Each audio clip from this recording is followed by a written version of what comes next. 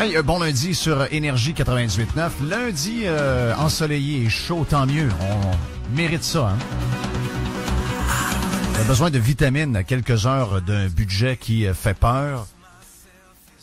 Moi, j'ai pas peur pour les mêmes raisons que l'Alliance des syndicats du Québec. Moi, j'ai plus peur que ce soit du pareil au même et que finalement, on aura juste maquillé la vieille madame d'une manière différente avec un autre genre de rouge à lèvres. On y aura changé la couleur de cheveux. On aura trouvé une autre vieille robe dans son garde-robe. Mais finalement, ce sera toujours la même vieille madame. Hey, content de lui parler pour peut-être la deuxième fois depuis l'élection du mois d'avril. On est avec notre ami Adrien Pouliot, qui est le chef du Parti conservateur du Québec. Il est en ligne avec nous. Adrien, bon midi, bienvenue sur Énergie. Bon midi, Jeff, et félicitations pour tes sondages. Merci beaucoup, c'est gentil. Hey, Adrien, je sais pas si t'as entendu l'ouverture que je faisais, mais est-ce que tu es comme moi, est-ce que tu crains qu'on va prendre la même vieille madame essoufflée, rendue à la maison Michel Sarrazin, puis on va juste la maquiller autrement, au lieu de passer carrément à autre, dire, écoutez, on a fait de bonnes années avec vous, mais là, on vous laisse dans les mains des responsables et des bénévoles de la maison Michel Sarrazin, mais on va se tourner vers quelqu'un d'autre parce qu'on a besoin d'avancer, là. Ouais, je pense que beaucoup de gens comme moi et toi et de nos auditeurs qui sont préoccupés par les finances publiques vont retenir leur souffle cette semaine. Tu sais, dans un sens, moi, il y a beaucoup de choses que M. Couillard a dit depuis qu'il a été élu qui m'ont agréablement surprise. D'abord, ils m'ont surprise parce que je pensais jamais que M. Couillard allait prendre le taureau par les cornes. Hein. Il nous a pas vraiment donné cette impression-là pendant la campagne électorale. Ouais, il a dit qu'il fallait gérer les finances publiques comme il faut, mais il a jamais dit vraiment qu'il allait réformer l'État québécois, des choses comme ça. Mais il a dit des choses intéressantes. Par contre, un peu comme vous dites, est-ce que c'est le vrai M. Couillard, là? Ou qu'est-ce qui va accoucher finalement? De quoi est-ce qu'on va accoucher cette semaine? Moi, j'ai des doutes aussi. Faut pas oublier que M. Couillard, c'est celui qui s'est vanté après la réunion des jeunes libéraux de l'an passé, qui s'était vanté d'être plus progressiste que le Parti québécois. Hein? Mais progressiste, ça veut dire quoi? Ça veut dire vraiment faire progresser la taille de l'État. Alors, est-ce que c'est ça? Est-ce que ce sont vraiment des gens de gauche ou de droite, les libéraux? On le sait pas. Historiquement, ça a été des gens de gauche, c'est-à-dire, moi, quand je veux dire gauche, je veux dire qu'ils ont fait grossir la taille de l'État. Récemment, M. Couillard a dit que il voulait préserver ce à quoi on est attaché au Québec, c'est-à-dire la solidarité qu'on a entre nous et le caractère spécifique du Québec. Mais puis le Jean-Marc Fournier, là, qui est le leader parlementaire libéral, lui a dit que inquiétez-vous pas, là, il n'est pas question là, de remettre en question le modèle québécois. Là. Ce qu'on veut, c'est tout simplement pas trop dépenser de façon à ce qu'on puisse préserver le modèle québécois.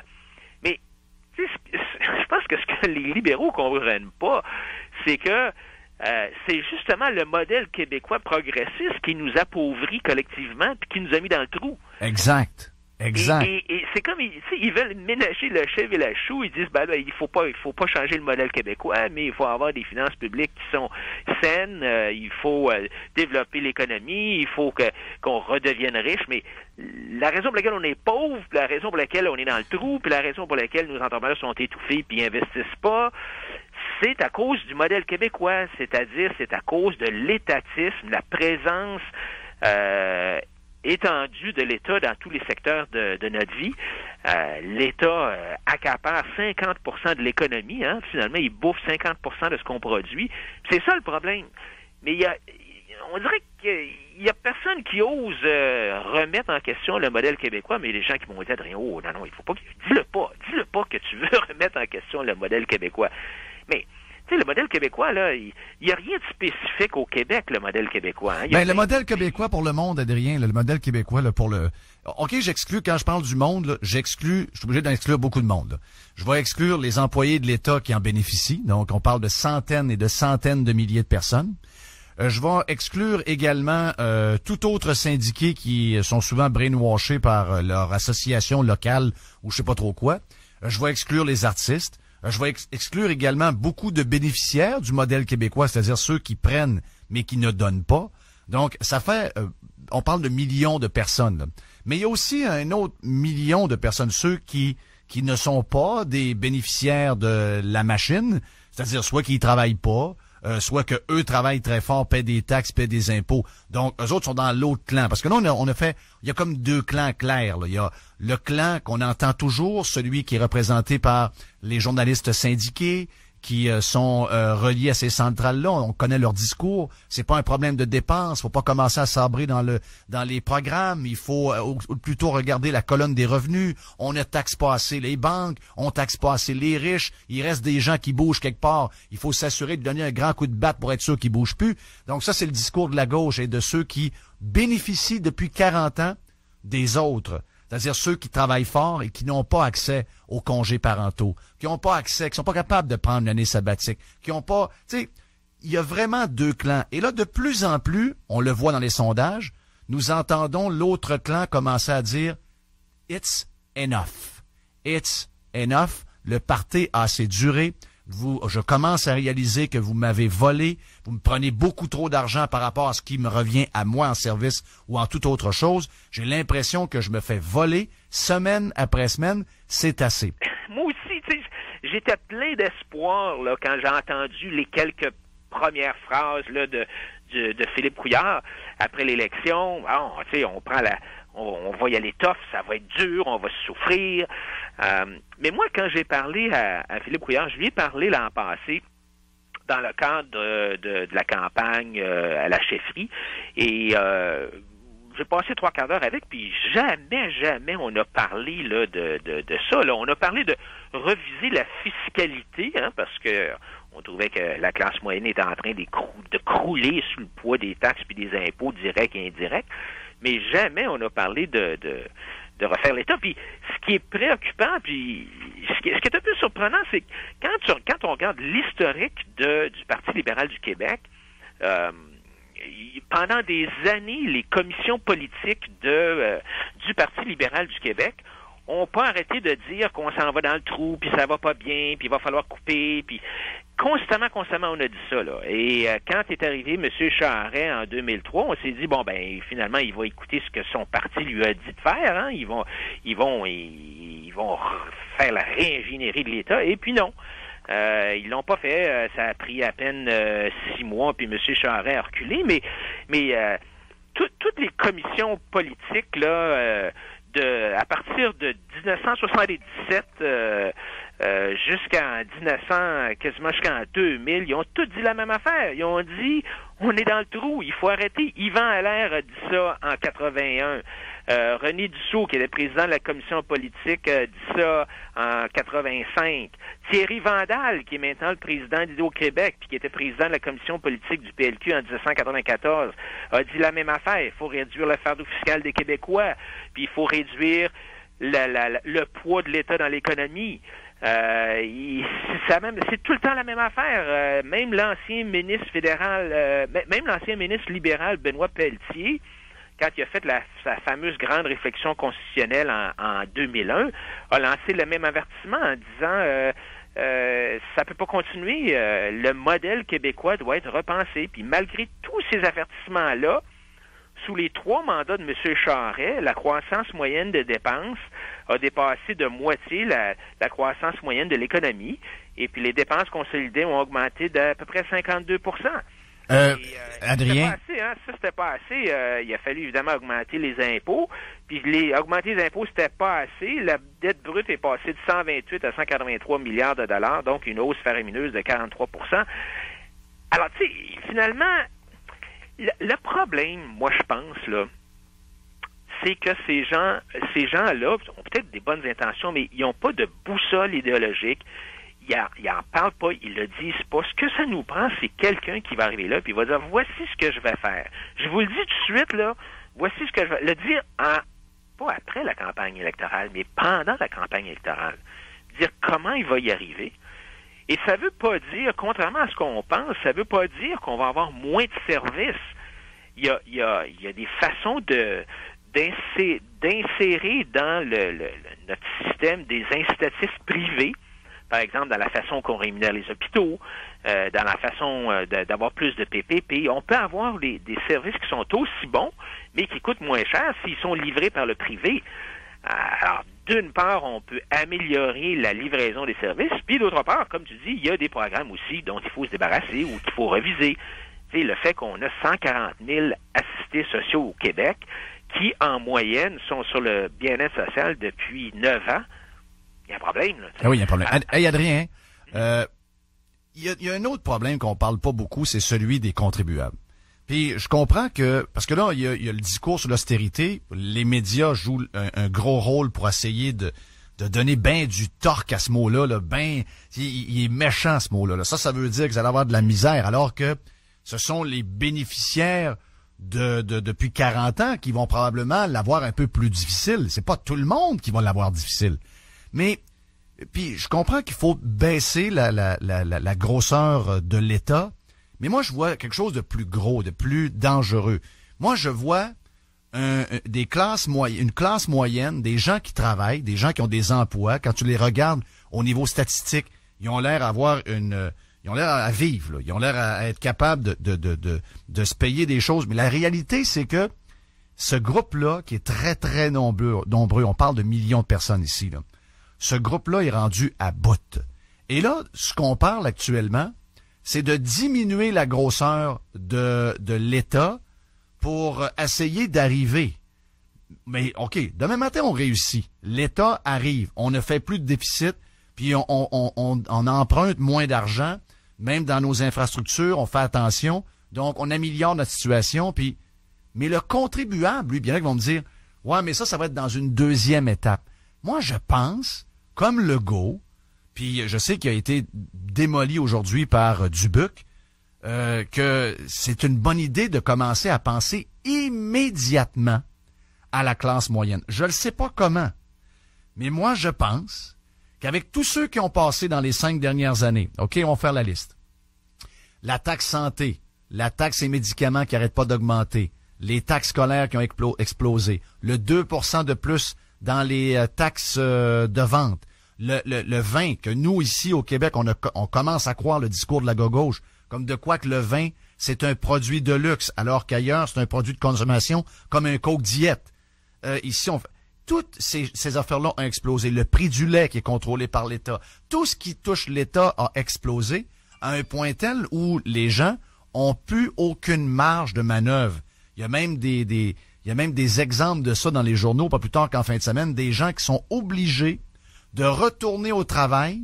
Leurs dépenses augmentent pas, mais tout ce que les gouvernements leur demandent, les villes, font qu'avec leur revenu qui est stable et qui augmente de un peu moins de 1% par année, ils n'arrivent plus.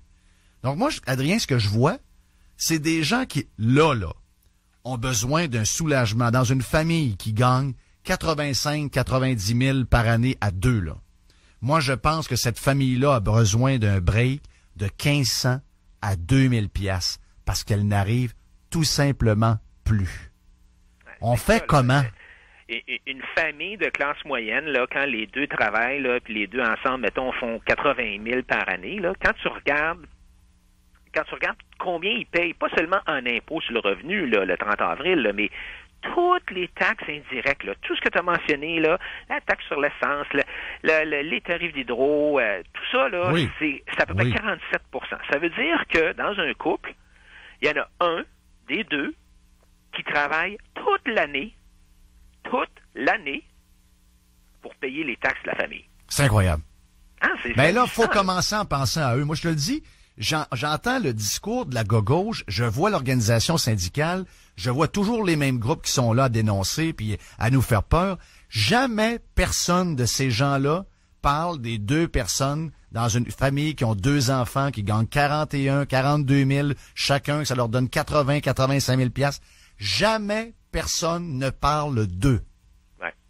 Non, absolument. Puis, alors, est-ce que, je pense que la CAQ et François Legault, moi, je vais lever mon chapeau à François Legault parce que il a le bon discours depuis qui a commencé à peu près 3 semaines avant l'élection. C'est le discours des contribuables. Donc, il faut réduire le fardeau des contribuables.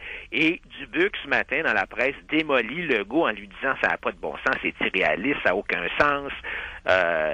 Mais la réalité, c'est que même si les libéraux réussissent de peine et de misère à balancer les livres, là, puis à pas avoir de déficit, là, on a encore la classe moyenne la plus imposée en Amérique du Nord. On n'a réglé aucun problème, là. On a rien, tu sais, le patient saigne plus, peut-être, là, mais il est sur son lit de mort, là.